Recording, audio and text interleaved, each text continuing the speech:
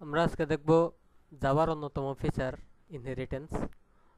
Object object oriented programming এর অন্যতম feature হচ্ছে ইনহেরিটেন্স। ইনহেরিটেন্সের বাংলা আমরা জানি, ইনহেরিটেন্সের বাংলা হচ্ছে উত্তরাধিকার। তো উত্তরাধিকার বলতে মূলত এখানে যেটা বোঝাই, ফাদার ফাদারের সম্পত্তি চিলড্রেন ভোগ করতে পারবে, এই বিষয়টাকে বলা হচ্ছে উত্তরাধিকার। তো এই বিষয়টুকু আমরা কিভাবে প্রোগ্রামিং এর মাধ্যমে দেখতে পারি সেটা আমরা আজকে দেখব। তো ইনহেরিটেন্স দেখার জন্য আমার এখানে দুইটা ক্লাসের মধ্যে অবশ্যই রিলেশনশিপ থাকতে হবে ইনহেরিটেন্সের জন্য। তো আমি এখানে একটা ক্লাস ক্রিয়েট করে নিচ্ছি। ক্লাস ক্লাসের নাম দিলাম মনে করেন অ্যানিমল। অ্যানিমল আমি এখানে মনে করেন সেম আর একটা ক্লাস ক্রিয়েট করব। ক্লাস এটার নাম দিলাম মনে করেন ক্যাট।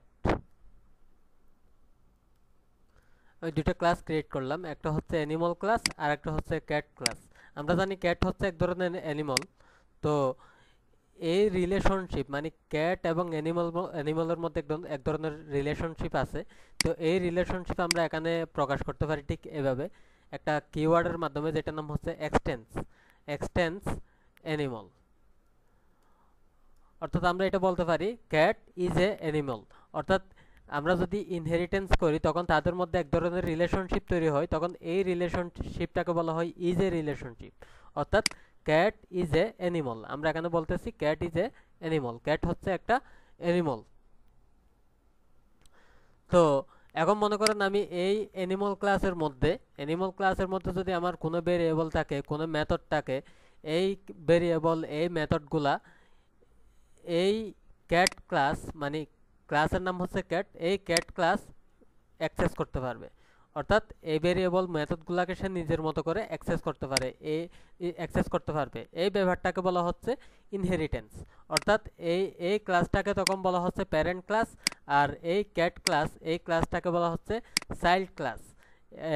তো আমরা জানি জাভা হচ্ছে সিঙ্গেল ইনহেরিটেন্স সাপোর্ট করে।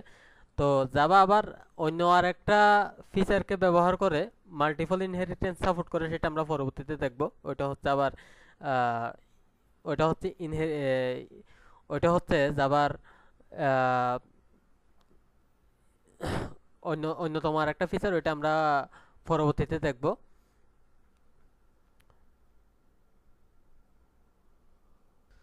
তো জাভা জাভা যাকে ব্যবহার করে মাল্টিপল ইনহেরিটেন্স সাপোর্ট করে সেটার নাম হচ্ছে ইন্টারফেস।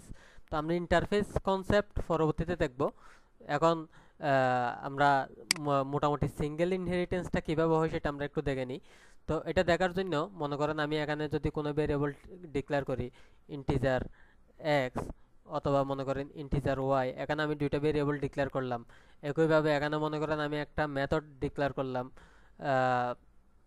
মেথড মনে করেন আমি এখানে লিখলাম পাবলিক, অথবা আমি ডিফল্ট মেথডই ক্রিয়েট করি। এখানে আমি বললাম ভয়েড ইট। ইট নামক একটা মেথড থাকতে পারে। এই ইট মেথডের মধ্যে আমি বললাম সিস্টেম আউট প্রিন্টলেন, এখানে বললাম ইট ইট। একইভাবে আমার এই ক্লাসের মধ্যে ক্যাট ক্লাস যেটা এক্সটেন্স করছে অ্যানিমাল ক্লাসকে, অর্থাৎ এই অ্যানিমাল ক্লাসটাতে, এই অ্যানিমাল ক্লাসের মধ্যেও আমার এই ভেরিয়েবল এই মেথডগুলো থাকবে। এগুলো আমার পুনরায় ডিক্লেয়ার করার প্রয়োজন নাই। এখানে আমি এই ক্যাট ক্লাসের নিজস্ব কিছু বৈশিষ্ট্য থাকতে পারে, যেমন ইন্টিজার আমি যদি এখানে বলি জেড, এখানে অর্থাৎ আমি যেটা বলতে চাচ্ছি এই জেটের সাথে ইন্টিজার এক্স ওয়াই এগুলো সেই পেয়ে যাবে। এই ব্যাপারটাকে বলা হচ্ছে ইনহেরিটেন্স। অর্থাৎ প্যারেন্ট ক্লাসের এটার অপর নাম হচ্ছে সুপার ক্লাস, অর্থাৎ এই ক্লাসটার অপর নাম হচ্ছে সুপার ক্লাস। সুপার ক্লাসের যা কিছু থাকবে সে সব কিছুই এক্সটেন্ড করতে পারবে সাব ক্লাস। এই ক্যাট ক্লাসটাকে বলা হচ্ছে সাব ক্লাস, আর এই অ্যানিমাল ক্লাসটাকে বলা হচ্ছে সুপার ক্লাস। আর এখানে আরেকটা কথা হচ্ছে এই ক্লাসের আরেকটা নাম হচ্ছে প্যারেন্ট ক্লাস, অথবা এটার আরেকটা নাম হচ্ছে সুপার ক্লাস। আর যে এক্সটেন্ড করলো অর্থাৎ এই ক্যাট ক্লাসের অপর নাম হচ্ছে সাব ক্লাস, অথবা এটার আরেকটা নাম হচ্ছে চাইল্ড ক্লাস। Child class. এখন মনে করেন এটার মধ্যেও নিজস্ব কিছু মেথড থাকতে পারে। সাপোজ আমরা ধরে নিতে পারি void cat run, এই টাইপের একটা মেথড থাকতে পারে। তো আমি এখানে বললাম, এখানে জাস্ট আমি সিস্টেম আউট প্রিন্টলেন বলে দিলাম, এখানে বললাম cat run। আমরা সিম্পলি এই বিষয়গুলো নিয়ে প্রথমে বোঝার চেষ্টা করি। তো এখানে আমি যেটা বলছি, এই অ্যানিমাল ক্লাসের বৈশিষ্ট্যকে ব্যবহার করবে কে? Cat class. অর্থাৎ এই ক্যাট ক্লাসের মধ্যে আমার এখানে এই ভেরিয়েবলগুলা এই মেথডগুলা সে পেয়ে যাবে। যেমন আমি যদি মনে করেন এখানে এই এই মেথডের মধ্যে, মেইন মেথডের মধ্যে এটার একটা ক্লাস, এটার নাম হচ্ছে ইনহেরিটেন্স এক্সাম্পল। এই ইনহেরিটেন্স এক্সাম্পলের মধ্যে আমি একটা মেইন মেথড ক্রিয়েট করছি। তো এই মেইন মেথডের মধ্যে মনে করেন আমি ক্যাট ক্লাসের একটা অবজেক্ট ক্রিয়েট করব। তো ক্যাট ক্লাসের অবজেক্ট কীভাবে ক্রিয়েট করতে হয় সেটা আমরা জানি। Cat C equal new cat. আমি একটা ক্যাট ক্লাসের অবজেক্ট ক্রিয়েট করলাম। আমি যদি এখানে সি ডট বলি, সি ডট বললে যে দেখেন এখানে দেখাচ্ছে এক্স, অর্থাৎ আমি এই এক্সটাকে অ্যাক্সেস করতে পারতেছি। এখানে আমি চাইলে এখানে বেশ কিছু জিনিস লিখে রাখতে পারি। এক্স সি ডট এক্স, সে এই এক্সটাকে পাচ্ছে, ওয়াইটাকেও ঠিক একইভাবে সে ব্যবহার করতে পারবে। সি ডট আমি এখানে যদি বলি ওয়াই, এই ওয়াইটাকেও সে ইউজ করতে পারবে। এখানে আমি সামথিং মনে করেন একটা মান দিয়ে দিলাম 50। একইভাবে সে তো জেডকে তো অবশ্যই পাবে, কারণ জেড হচ্ছে তার নিজস্ব প্রপার্টি, জেডকে অবশ্যই পাবে। তো আমি জেডকেও এখানে অ্যাক্সেস করাইতে পারি। এখন কথা হচ্ছে গিয়া আমার অ্যানিমাল ক্লাস কি এর বৈশিষ্ট্যগুলো পাবে কিনা, এই ক্লাসের অর্থাৎ চাইল্ড ক্লাসের অর্থাৎ সাব ক্লাসের বৈশিষ্ট্যকে পাবে কিনা। এটার উত্তর হচ্ছে এই অ্যানিমাল ক্লাস বা প্যারেন্ট ক্লাস বা সুপার ক্লাস কোনোদিনও সাব ক্লাসের বৈশিষ্ট্যকে ইনহেরিট করতে পারবে না। অর্থাৎ আমি যদি এখানে মনে করেন এখানে একটা অ্যানিমাল ক্লাসের অবজেক্ট ক্রিয়েট করব, অ্যানিমাল ইকুয়াল নিউ অ্যানিমাল। তা আমি যদি এখানে বলি এ ডট জেড ইকুয়াল, আমি এখানে বললাম সামথিং, সে এখানে একটি ইরর দেখাবে। ইররটুকু বলা হচ্ছে জেড এখানে ক্যান নট ফাইন্ড, অর্থাৎ জেড এখানে পাওয়া যাচ্ছে না। তো আমরা এখানে দেখি, এখানে বলা হচ্ছে can not find symbol variable Z. এখানে ভেরিয়েবল জেড এই অ্যানিমাল ক্লাসের মধ্যে নাই, এটা বলা হচ্ছে। অর্থাৎ এটা এখানে পসিবল নয়, এটা এখানে করা যাবে না, এই লাইনটুকু এখানে লেখা যাবে না। এখন আমরা এই সি মেথড মানে ক্যাট ক্লাসের এই অবজেক্টের মাধ্যমে আমরা কি এই ইট মেথডটাকে কল করতে পারবো? এটার উত্তর হচ্ছে ইয়েস, এটাকে আমরা কল করতে পারবো। তো এটা আমরা দেখি সি ডট ইট, এখানে যদি আমি লিখি ইট, এই ইট মেথডটা কল হচ্ছে। অর্থাৎ এখন যদি আমি মনে করেন এখানে রান দিই, এখানে যদি এই প্রোগ্রামটা যদি রান করি, এই ইট মেথডে যা কিছু লেখা আছে সে তাই প্রিন্ট দিবে। তো আমরা এখানে এটা দেখে আসি, রান করে আসি।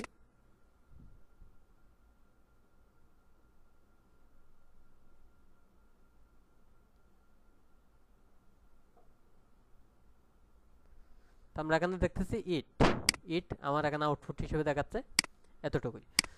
এখন রুলস, মনে করেন আমার যদি ক্যাট ক্লাসের মধ্যে কোনো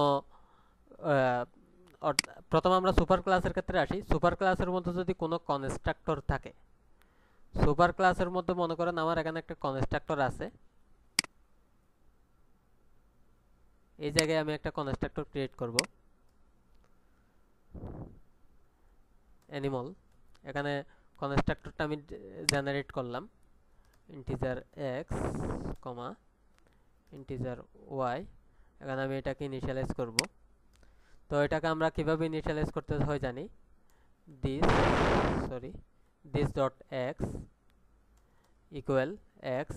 দিসের ব্যবহার আপনাদের বলা হয়েছিল, দিস কেন ইউজ করব আমরা। This dot Y equal Y initialize করলাম।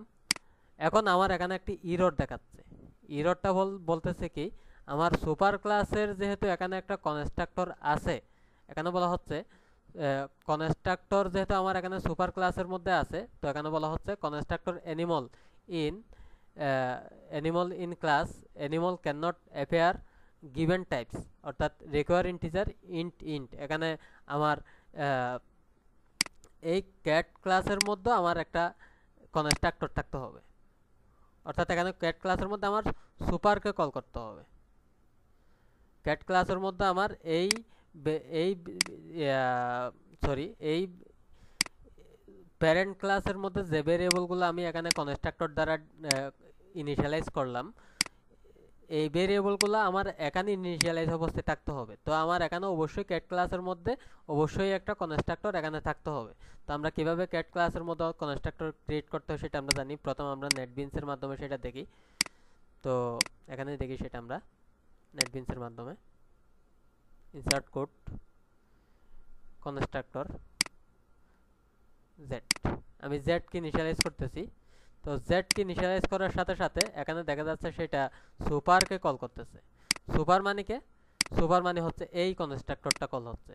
অর্থাৎ এখানে যদি আমার কোনো কনস্ট্রাক্টর থাকে তখন সেটা আমরা এটা আগে তো এখানে আরেকটা রুলস আছে, আমি যদি সাব ক্লাসের কোনো কনস্ট্রাক্টর ক্রিয়েট করি তাহলে আমার সাব ক্লাসের কনস্ট্রাক্টর ইনিশিয়ালাইজ হওয়ার পূর্বে সুপার ক্লাসের কনস্ট্রাক্টরকে ইনিশিয়ালাইজ করতে হবে। অর্থাৎ আমার এই সুপার লাইনটা হবে সুপার দিয়ে এক্স ওয়াই, এই সুপার লাইনটা হবে প্রথম লাইন, ভেরি ফার্স্ট লাইন, মানে এই কনস্ট্রাক্টরের প্রথম লাইন হচ্ছে সুপার। এখন মনে করেন আমার এখানে এই কনস্ট্রাক্টরটা নাই, আমি একটা নো আর্গুমেন্ট যুক্ত কনস্ট্রাক্টর ক্রিয়েট করব। এই কনস্ট্রাক্টরটা নাই, এই কনস্ট্রাক্টর না থাকলে এখানে এরর দেখাবে। তো আমি এখানে সিম্পলি চাইলে এখানে নো আর্গুমেন্ট যুক্ত কনস্ট্রাক্টর আমি এখানে রাখতে পারি, এখানে এটা কোনো প্রবলেম নাই। তো আমি এখানে এটা চাইলে নাও রাখতে পারি, তাও কোনো সমস্যা নেই এখানে যদি কোনো কনস্ট্রাক্টর না থাকে। তো এখন মনে করেন আমি এখানে একটা নো আর্গুমেন্ট যুক্ত কনস্ট্রাক্টর ক্রিয়েট করব। নো আর্গুমেন্ট যুক্ত যদি কনস্ট্রাক্টর ক্রিয়েট করি তখন সিম্পলি আমার এই জায়গায় সুপারকে কল না করলেও চলবে, বাট চাইলে আমরা চাইলে করতেও পারি, বাট না করলেও চলবে যদি আমার এটা নো আর্গুমেন্ট যুক্ত কনস্ট্রাক্টর হয়। কিন্তু আমার এখানে যদি কোনো আর্গুমেন্ট থাকে, তারপর আমি মনে করলাম এখানে জাস্ট আমি ইন্টিজার এক্সটাকে আমি ইনিশিয়ালাইজ করব। তো ইন্টিজার এক্সটাকে ইনিশিয়ালাইজ করার জন্য আমি এখানে বললাম this dot X equal x, এটাকে ইনিশিয়ালাইজ করব। তখন আমরা দেখব এই সুপারের মধ্যে একটি এরর দেখাচ্ছে। এই সুপারের মধ্যে আমার বলতেছে কি, এখানে বলতেছে এখানে একটা রিকোয়ার্ড টাইপ আছে ইন্টিজার। তো আমার এখানে একটা ইন্টিজার টাইপের ভেরিয়েবল আমি কোনটাকে ইনিশিয়ালাইজ করব সেটা আমাকে বলে দিতে হবে। এখানে আমি এখানে এক্সটা পাস করে দিলাম, এখানে আমি এক্সটা পাস করে দিলাম, এই হচ্ছে কথা। তো আমার যদি মনে করেন এখানে মাল্টিপল থাকে, তারপর মনে করেন আমি এটাকেও আউট করলাম, এখানে আমার দুইটা কনস্ট্রাক্টর আছে। সো এখন এটা কি এরর দেখাবে? এটা আমরা দেখতেছি এখানে আর এরর দেখাবে না, কারণ আমরা এখানে যে কোনো একটা কনস্ট্রাক্টরকে কল করলেই হবে। আমি এখানে চাইলে এখানে কমা দিয়ে ওয়াই লিখতে পারি, এখানে এই ক্ষেত্রে কোনো এরর দেখাবে না। আমরা চাইলে এখানে ওয়াই দিয়ে দিতে পারি, এখানে কোনো এরর দেখাবে না। এখন কথা হচ্ছে আমি সুপারটাকে নিচে লিখতে পারবো কিনা, মানে এই this dot Z equal Z এই লাইনের পরে লিখতে পারবো কিনা। এটাকে আমি কাট করলাম, এখানে আমি পেস্ট করলাম। পেস্ট করার পর এখানে একটি এরর দেখাচ্ছে বলতেছে কি super statement must be first line, মানে এটা অবশ্যই প্রথম লাইন হতে হবে এই কনস্ট্রাক্টরের, এটা বলা হচ্ছে। সুপার এটাকে অবশ্যই আমার এখানে লিখতে হবে, এই জায়গায় লিখতে হবে, না হলে আমার এরর দেখাবে। তো এখন দেখেন, এখন আমার এখানে যেহেতু আমরা কনস্ট্রাক্টরকে কল করতেছি, কনস্ট্রাক্টর আছে, সুপার আমার এখানে প্যারামিটার দিয়ে দিতে হবে, এই অংশটুকু এখানে বলতেছে। তো এই এররের মধ্যে আমার এখানে ক্যাটের মধ্যে আমার এই ক্যাট ক্লাসের কনস্ট্রাক্টরের মধ্যে আমার প্যারামিটার ছিল 3টা, সুপার আমার এখানে 3টা প্যারামিটার দিয়ে দিতে হবে।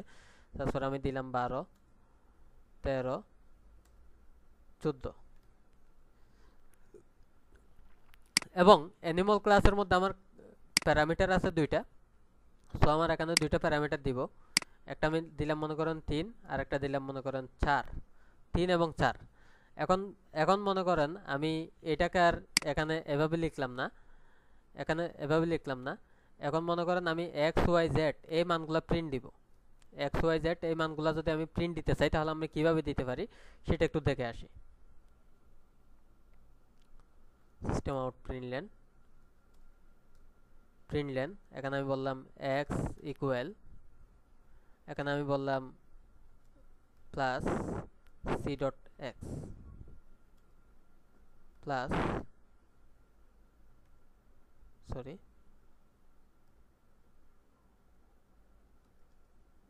ওয়াই ইকুয়াল, এখানে আমি বললাম C dot Y plus Z equal, এখানে আমি বললাম প্লাস সি ডট জেড। তো একইভাবে আমি অ্যানিমাল ক্লাসের জন্য একটা প্রিন্ট দিব, অ্যানিমাল ক্লাসের এক্স ওয়াই প্রিন্ট দেওয়ার জন্য আর একটা প্রিন্ট দিব। এটাকে কপি করলাম, আমি কপি করার পরে এখানে আমি এই অংশটুকুকে আউট করে দিলাম, এটা আমার লাগবে না। এটাকে আমি অ্যাড আউট করে দিলাম, এটাকে অ্যাড আউট করে দিলাম। এখন আমরা আউটপুটটুকু দেখে আসি। এখন দেখেন এই কনস্ট্রাক্টরের মধ্যে প্রথম মান 12, এটা কার মান? জেটের মান। তো জেটের জায়গায় আমরা দেখতেছি 12। এরপরে এই 13 এটা কার মান? এক্স এর মান। তো আমরা এক্স এর জায়গায় দেখতেছি 13, ওয়াই এর মান দেখতেছি 14। আমরা এখানে সি কনস্ট্রাক্টরের মধ্যে যেটা সেট করছি সেটা দেখা যাচ্ছে। একইভাবে অ্যানিমলের অবজেক্ট যখন ক্রিয়েট করছি, অ্যানিমলের ক্ষেত্রে আমরা কি আউটপুট পাচ্ছি সেটা একটু দেখে আসি। অ্যানিমলের ক্ষেত্রে 3 এবং 4, এক্স এর মান 3, ওয়াই এর মান 4, এটা আউটপুট পাচ্ছি। এখন কথা হচ্ছে, মনে করেন আমার এই মেথডের মধ্যে এখানে প্যারেন্ট ক্লাস বা সুপার ক্লাসের মধ্যে একটা মেথড আছে, যে মেথডের নাম হচ্ছে ইট। এখন কথা হচ্ছে, আমি যদি সাব ক্লাস বা চাইল্ড ক্লাসের মধ্যে যদি সেম নামে একটা মেথড ক্রিয়েট করি, তাহলে যদি সেম নামে যদি একটা মেথড ক্রিয়েট করি তাহলে এখানে আমার কি হয় সেটা আমরা একটু দেখে আসি। মনে করেন আমি ঠিক সেম নামে একটা মেথড ক্রিয়েট করব, এটা কপি করলাম আমি।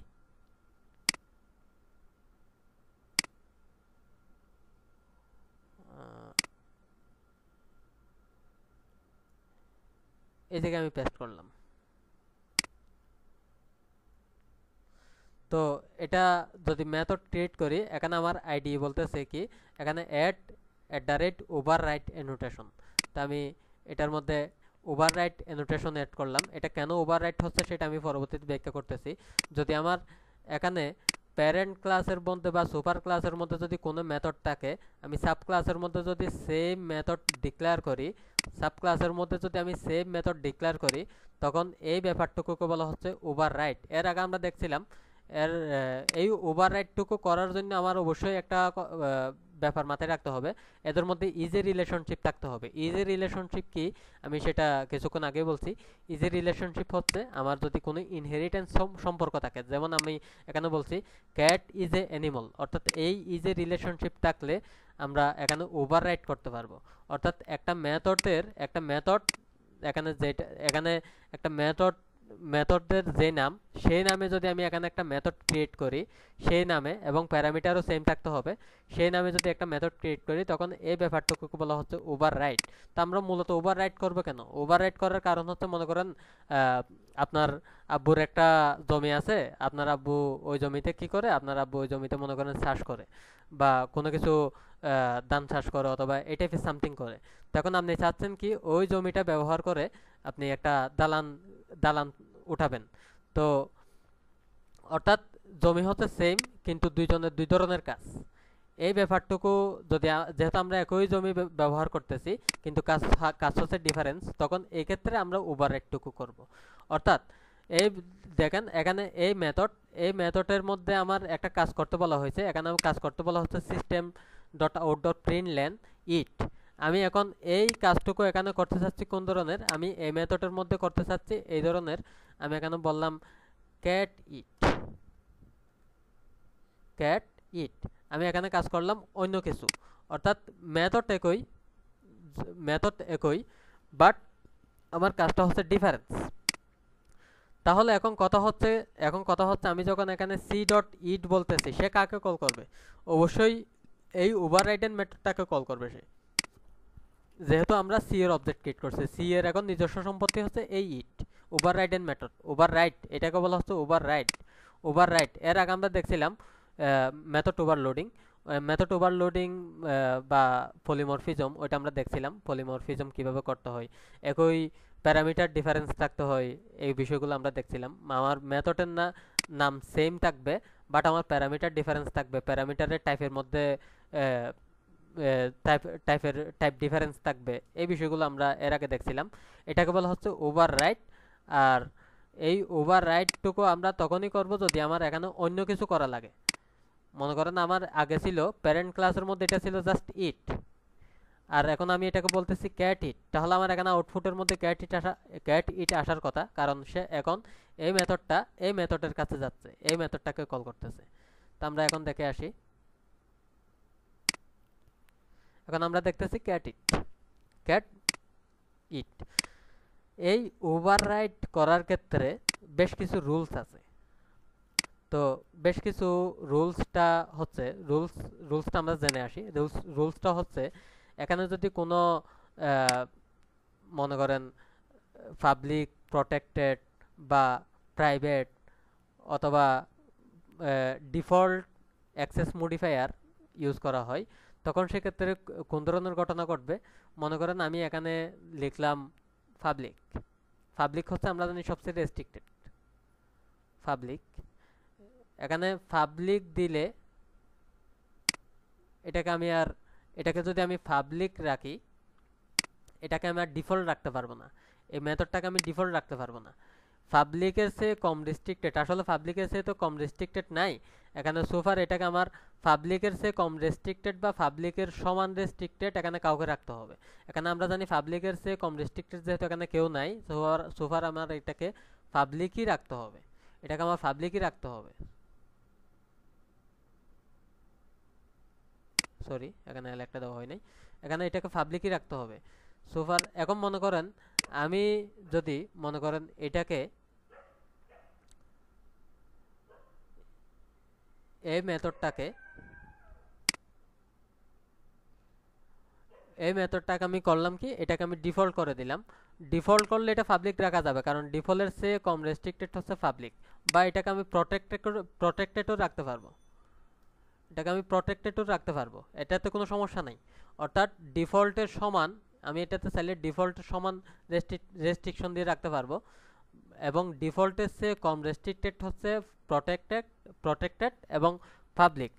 ডিফল্টের চেয়ে কম রেস্ট্রিক্টেড হলো প্রটেক্টেড এবং পাবলিক এখানে ইউজ করা যাবে, এবং চাইলে ডিফল্টও ইউজ করতে পারবো। সমান রেস্ট্রিক্টেড আমি অ্যাক্সেস মডিফায়ার এখানে অ্যাপ্লাই করতে পারবো, বাট আমি এখানে চাইলে আমি প্রাইভেট লিখতে পারবো না, এটাকে আমি চাইলে প্রাইভেট দিতে পারবো না। প্রাইভেট দিলে আমার এখানে একটা ইরর দেখাবে। এই ইররটুকু বলা হচ্ছে আমার ওভাররাইডেন মেথডের মধ্যে আমার এটা অবশ্যই এখানে যে অ্যাক্সেসিবিলিটি দেওয়া হয়েছে এই মেথডের মধ্যে, এই অ্যাক্সেসিবিলিটি সমান বা তার চেয়ে কম অ্যাক্সেসিবিলিটি যুক্ত অ্যাক্সেস মডিফায়ার এখানে ইউজ করতে হবে। তো এই ছিল ইনহেরিটেন্স। এখন আমরা যে ব্যাপারটুকু দেখব ইনহেরিটেন্সের মধ্যে আমরা চাইলে এখানে সুপার ক্লাসের মধ্যে সাব ক্লাসের অবজেক্ট ক্রিয়েট করতে পারি। যেমন আমি এখানে যদি বলি অ্যানিমল A1 ইকুয়াল, এখানে আমি চাইলে নিউ ক্যাট বলতে পারবো। অ্যানিমলের মধ্যে আমি চাইলে ক্যাটের অবজেক্ট রাখতে পারবো। রাখা যাবে। তো আজকে এতটুকুই ইনহেরিটেন্স নিয়ে। ধন্যবাদ সবাইকে সাথে থাকার জন্য।